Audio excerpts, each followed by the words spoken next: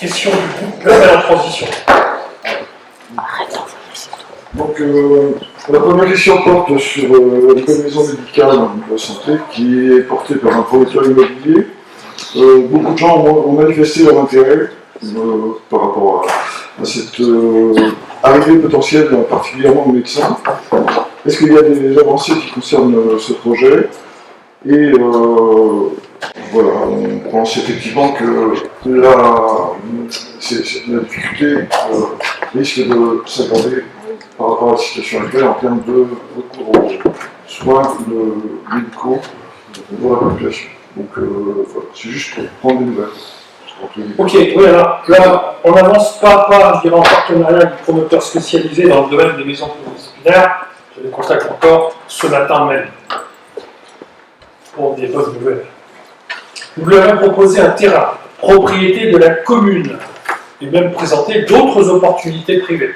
Ce n'est pas le seul. L'installation d'un tel équipement repose sur des équilibres dont le promoteur est maître. C'est lui qui effectue.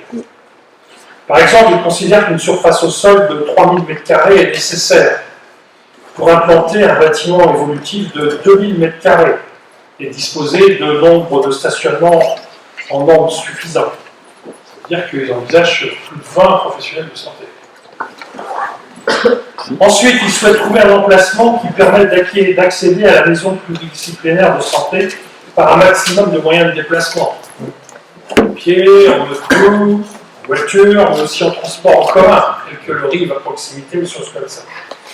Enfin, bien entendu, afin de pouvoir proposer des prix de sortie aux professionnels de santé qui correspondent au marché, il y a un plafond d'achat au-delà duquel la viabilité économique du projet est bien compromise.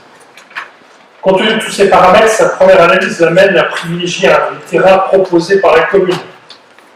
J'attends sous peu sa faisabilité, qui, si elle est concluante, nous conduira à un compromis de vente.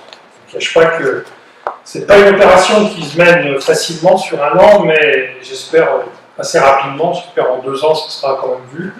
Je comprends et je partage l'intérêt des Pleurs Molettes sur ce projet.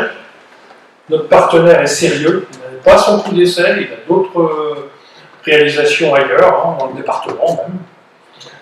Ils connaissent notre motivation pour l'accompagner. Je ne voudrais pas non plus le presser plus que de raison, même s'il m'a assuré de présenter dès la semaine prochaine déjà des esquisses de la proposition qui peut être faite avec des choses qui pourraient être déjà vues à partir du prochain conseil. Alors, vous voyez, on va tâcher d'avancer ça. Quant à l'arrivée de cet équipement, alors qu'il manque de médecins, l'expérience prouve partout que seul un équipement de ce type permet d'attirer des nouveaux professionnels de santé.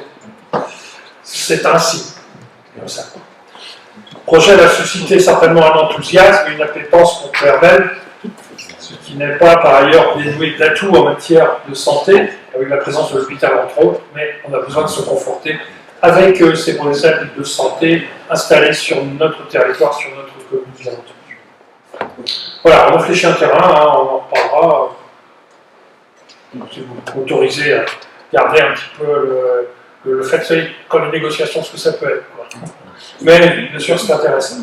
Ça devrait le faire.